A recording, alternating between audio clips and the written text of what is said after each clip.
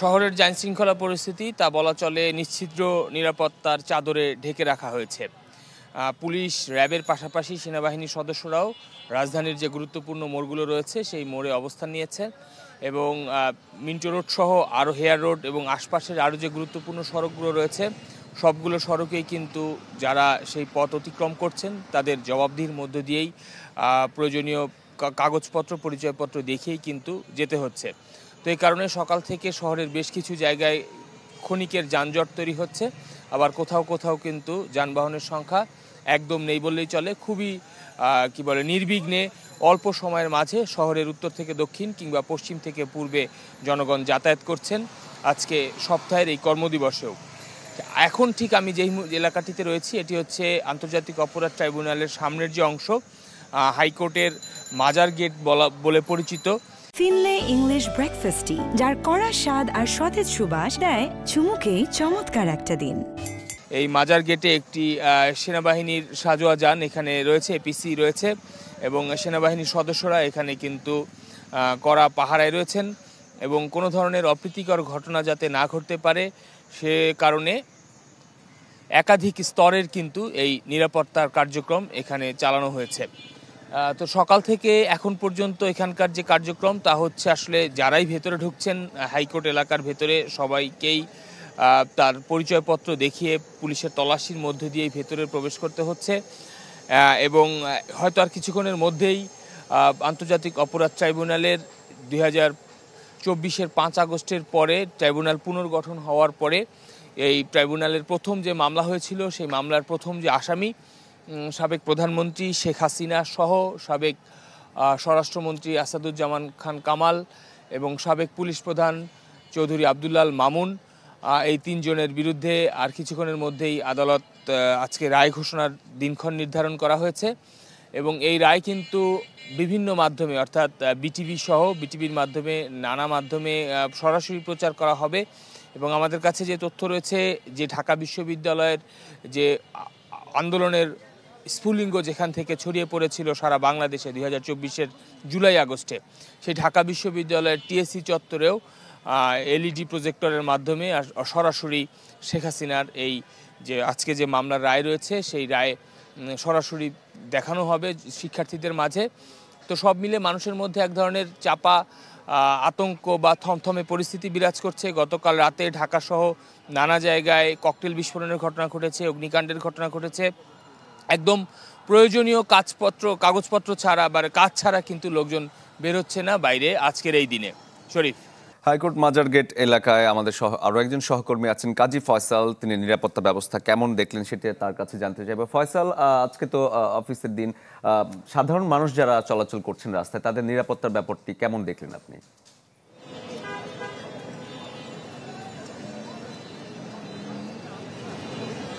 শরীফ, ট্রাইব্যুনালে যে ঐতিহাসিক রায় হতে যাচ্ছে সেই রায়কে কেন্দ্র করে হাইকোর্টের মূলত এই মাজার গেট দিয়ে কিন্তু এখান থেকে আইনজীবীরা ঢুকছেন এবং কোর্টের সংশ্লিষ্ট যারা আছেন তারা কিন্তু এই গেট দিয়ে মূলত প্রবেশ করছেন এবং এই গেট থেকে কিন্তু আন্তর্জাতিক অপরাধ ট্রাইব্যুনাল যেখান থেকে রায় ঘোষণা হবে সেটি কিন্তু খুব কাছে।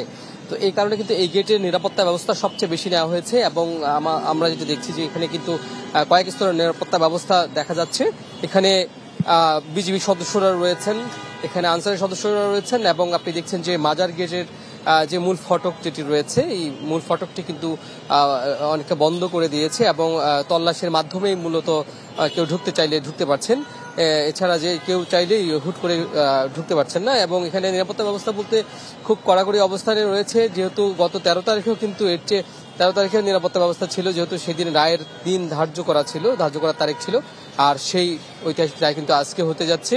এই মামলায় কিন্তু সাবেক প্রধানমন্ত্রী শেখ হাসিনা এবং সাবেক স্বরাষ্ট্রমন্ত্রী আসাদুজ্জামান খান কামাল এবং সাবেক আইজিপি চৌধুরী আবদুল্লাহ মামুন, এই 3 জন আসামি রয়েছেন। এর মধ্যে চৌধুরী আবদুল্লাহ মামুনকে কিন্তু সকালে ট্রাইব্যুনালে হাজির করা হয়েছে এবং এই রায়কে কেন্দ্র করে কিন্তু কিছু জনতা এখানে ভিড় জমিয়েছেন, তারা বিচার দাবি করছেন, তারা চাচ্ছেন যে সর্বোচ্চ যে আইনে যে সর্বোচ্চ শাস্তি রয়েছে সেটি দাবি করছেন, তারা ফাঁসি দাবি করছেন। এবং হাইকোর্টের এই চারপাশে কিন্তু যানবাহন চলাচল অনেকটা স্বাভাবিক রয়েছে।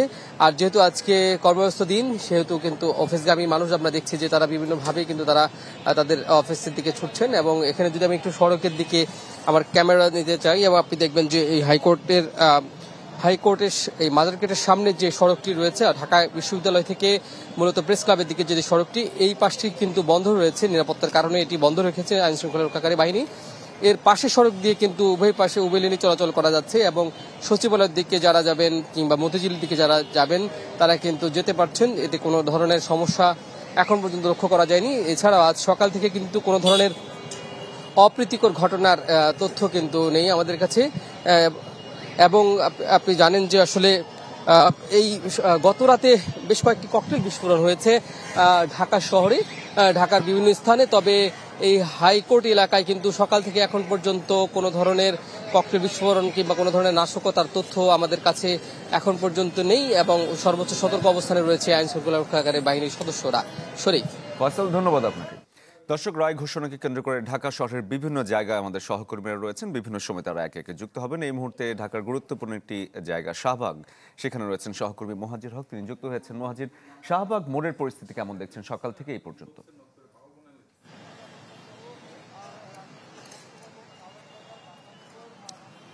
শরীফ, সকাল থেকে এই পর্যন্ত শাহবাগের পরিস্থিতি একেবারেই স্বাভাবিক। যে সকাল শুরু হয় ঠিক স্বাভাবিক সকালই শুরু হয়েছে, বরং আমি গত 13 নভেম্বরের যে কার্যক্রম নিষিদ্ধ হওয়া আওয়ামী লীগের যে লকডাউন ছিল সেদিন যেমন ছিল তার চেয়ে বেশি কিন্তু আজকে আমি দেখতে পেয়েছি যে মানুষজনের উপস্থিতি আনাগোনা ছিল ব্যাপক, এবং কিছু কিছু ক্ষেত্রে যানজটেরও সৃষ্টি হচ্ছে।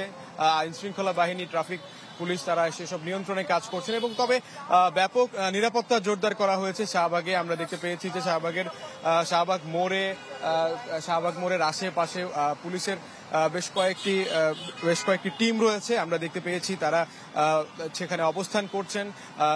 এছাড়া ঢাকা বিশ্ববিদ্যালয়ের প্রবেশ মুখেও নিরাপত্তা জোরদার করা হয়েছে। গতকাল রাত থেকেই আসলে দোয়েল চত্বর থেকে পুরো ঢাকা বিশ্ববিদ্যালয় এলাকায় কিন্তু নিরাপত্তা জোরদার করা হয়েছে আমরা জানি।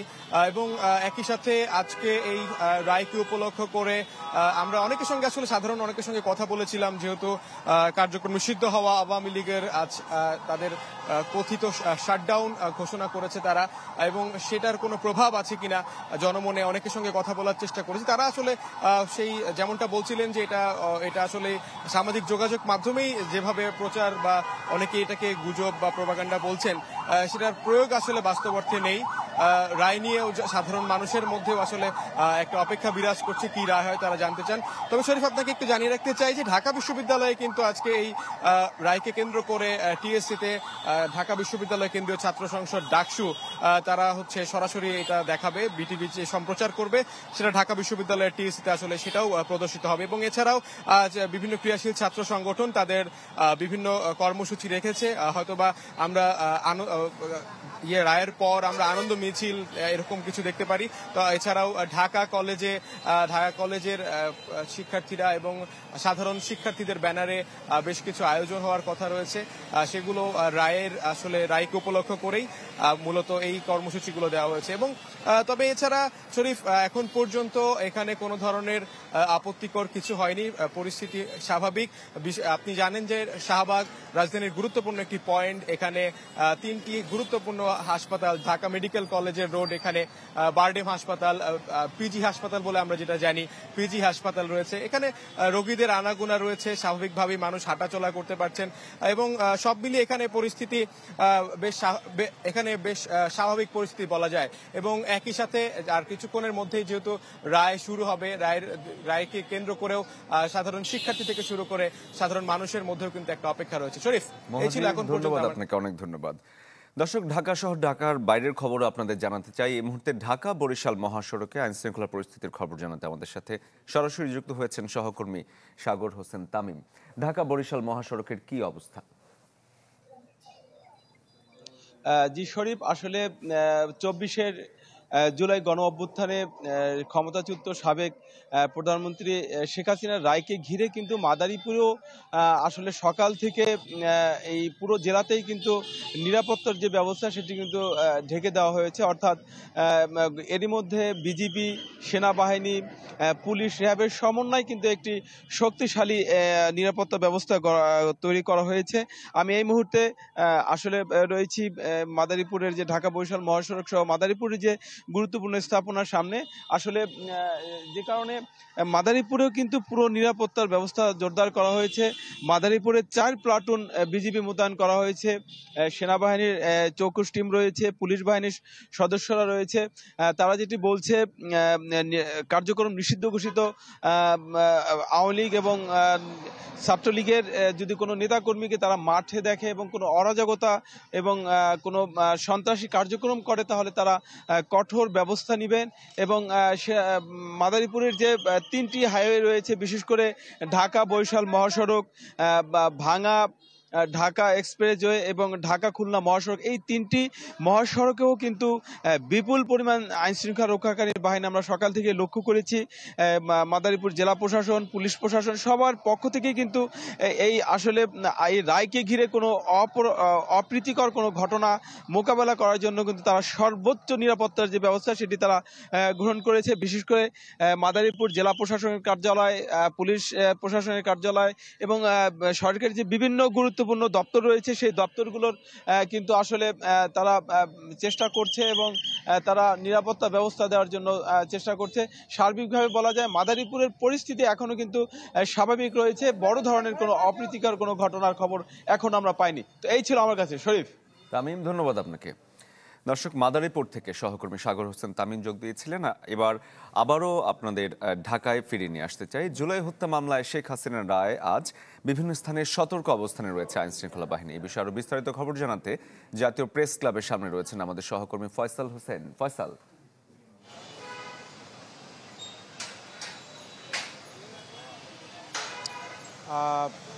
আইন শৃঙ্খলা বাহিনী সকাল থেকেই সতর্ক অবস্থানে রয়েছে। বিশেষ করে প্রেস ক্লাবের আশেপাশের যে এলাকাগুলো সেগুলোতে সতর্ক অবস্থানে আছে আইন শৃঙ্খলা বাহিনী। তবে রাস্তাঘাটে গত লকডাউনের যে জ্যাম ছিল না, অনেক ফাঁকা ছিল, আজকের পরিস্থিতি কিন্তু ভিন্ন। আজকে কিন্তু আমরা দেখতে পাচ্ছি প্রতিটি সড়কেই কিন্তু গাড়ির জটলা রয়েছে। আপনি দেখতেই পাচ্ছেন প্রেস ক্লাবের সামনে কিন্তু গাড়ির বেশ জটলা আমরা দেখতে পাচ্ছি। এছাড়াও রাজধানীর যে অন্যান্য পয়েন্টগুলো আছে সব পয়েন্টেই কিন্তু গাড়ির চাপ রয়েছে। তবে আইন শৃঙ্খলা বাহিনী অবস্থানে রয়েছে, যেহেতু কিছুক্ষণ পরে রায় ঘোষণা করা হবে।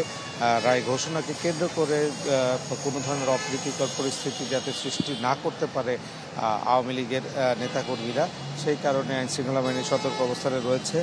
আর যেই স্বাভাবিক পুলিশ প্রতিদিন সড়কে ডিউটি করে তার থেকে আজকে অনেক বেশি আইন শৃঙ্খলা বাহিনীর সদস্যরা রাস্তায় রয়েছে। অতিরিক্ত পুলিশ মোতায়েন করা হয়েছে, ডিবি, র্যাব, বিজিবি সদস্য সহ সেনাবাহিনীর সদস্যরাও বেশ কিছু গুরুত্বপূর্ণ পয়েন্টে কিন্তু অবস্থান নিয়েছে।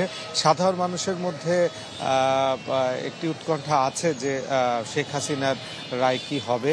সবাই একটা কৌতূহলে আছেন এবং তারা আসলে দেখতে চান এই রায়টি কি হয় এবং রায়ের পরে আসলে পরিস্থিতি কি হয় সেটিও এখন দেখার বিষয়। তবে এখন পর্যন্ত রাজধানীর পরিস্থিতি স্বাভাবিক। সকাল থেকে রাজধানীতে কোনো ধরনের কোথাও কোনো অপ্রীতিকর পরিস্থিতির সৃষ্টি হয়নি, ঘটনা ঘটেনি কোনো।